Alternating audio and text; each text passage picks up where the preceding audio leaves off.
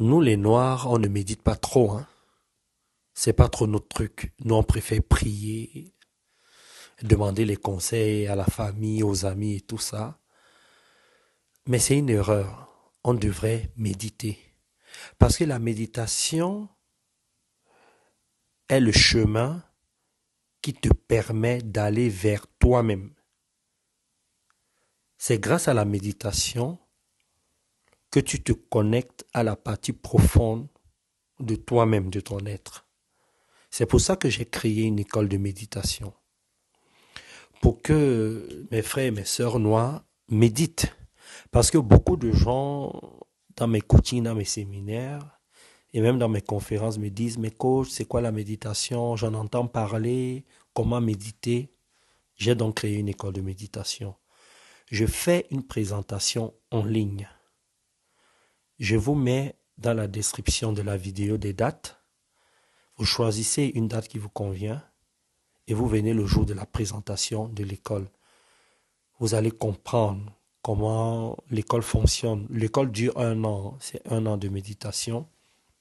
Il y a des coachings, des formations, des séances de méditation. Vous allez apprendre vraiment à méditer, à vous connecter à vous-même. C'est très important. Alors vous allez me dire, mais coach, à quoi ça sert de se connecter à soi-même? Ça te permet déjà de comprendre comment tu fonctionnes, de comprendre ton côté obscur et ton côté lumineux. Et grâce à la méditation, tu sauras comment te positionner face aux objectifs, face aux personnes qui sont jalouses, les hypocrites, des personnes toxiques, toutes ces personnes-là qui ne veulent pas que tu évolues. La méditation va t'amener à avoir des réponses beaucoup plus éclairées. Et en plus, ça va t'aider à te relaxer, à prendre de la hauteur. Ça va t'aider surtout. Je n'arrête pas de vous dire que les grands maîtres méditaient beaucoup plus qu'ils ne priaient. Donc, tous les Africains et toutes les Africaines devraient méditer, maîtriser la méditation. Parce que c'est le chemin vers soi.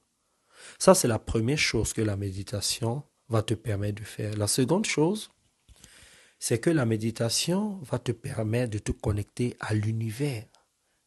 Vous savez qu'on vit sur la Terre, mais il y a l'univers qui existe et la Terre fait partie de l'univers. Si tu veux comprendre comment fonctionne l'univers, les lois et tout ce qui te permet de réussir, c'est la méditation. Maintenant, pour les religieux, pour des personnes qui sont dans les religions comme l'islam, le christianisme, le bouddhisme, même si c'est un chemin de vie, c'est une voie, l'hindouisme, peu importe, ou ceux qui sont dans les traditions, la méditation va vous aider à mieux comprendre votre religion, à mieux comprendre la Bible, la Torah, le Coran et d'autres livres sacrés. Parce que quand tu médites, tu te connectes à ton corps déjà, à ton âme, à ton esprit. Et ce sont ces trois entités-là qui vont te permettre de mieux comprendre ta religion, de mieux comprendre les messages bibliques du Coran et tout ça là. C'est vraiment très important de méditer. Ok les athlètes? Et c'est pareil pour les traditions. Quand tu médites, tu es beaucoup plus connecté. Ok les athlètes? Alors, il y a quelqu'un qui m'a dit une fois, mais coach, on ne peut pas se connecter à son âme parce qu'on est déjà connecté à son âme. On communique plutôt avec son âme. Non, on fait les deux. L'âme est connectée à nous, mais beaucoup parmi nous ne sont pas connectés à l'âme. C'est très important de faire cette nuance. Qu'est-ce que je peux vous dire? Bon, venez le jour de la conférence. Lors de cette présentation de l'école de méditation, vous allez poser vos questions. Je vais vous dire combien l'école coûte, combien de temps ça dure. Ça dure 1 an.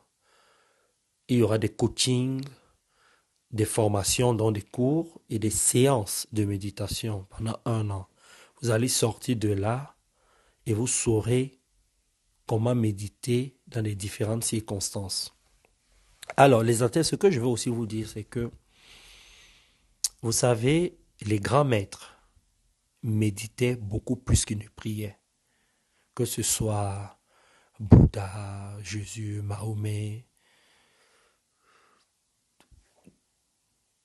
tous ces grands maîtres, ces apôtres, ces prophètes, c'était des personnes qui méditaient beaucoup. C'est dommage qu'on parle beaucoup plus de la prière et qu'on ait mis de côté la méditation. Et pourtant, tout commence par la méditation. Parce que la prière vient normalement après la méditation. J'aurai le temps de vous expliquer ça. Vous savez quoi? On devrait tous méditer. Tous les Africains devraient méditer. Il faut méditer. Hein? Vous-même, vous savez les problèmes qu'on a, non? On a des problèmes, on a des défis, on a des objectifs qu'on veut atteindre. On a des gens qui nous jalousent. On a des hypocrites. Des gens qui ne viennent que par intérêt. Il y a ça dans tous les peuples. Hein? Mais en Afrique, vraiment, c'est... Quand je dis en Afrique, dans notre communauté, c'est vraiment un problème, ça. C'est pour ça qu'il faut méditer. OK? Et on a aussi des douleurs parfois physiques, des problèmes et tout ça. On a des maladies parfois qui peuvent être soulagées par la méditation.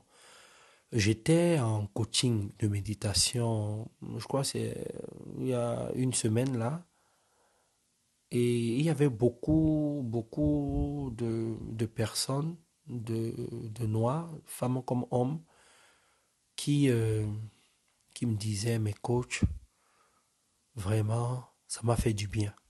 J'ai compris. Et méditer, hein, les athlètes, méditer, ça va beaucoup vous aider, ok? Je ne vais pas vous en dire plus, venez le jour de la présentation et on en parle, ok? Partagez cette vidéo au maximum pour que ça aide de nombreuses personnes, pour que les gens viennent. Je vais vous dire une dernière chose parce que les choses me viennent comme ça, parce que j'ai beaucoup de questions qu'on me pose. Il y a des gens qui me disent parfois, mais coach, est-ce qu'il n'y a pas de méditation africaine? Non, il n'y a pas de méditation africaine.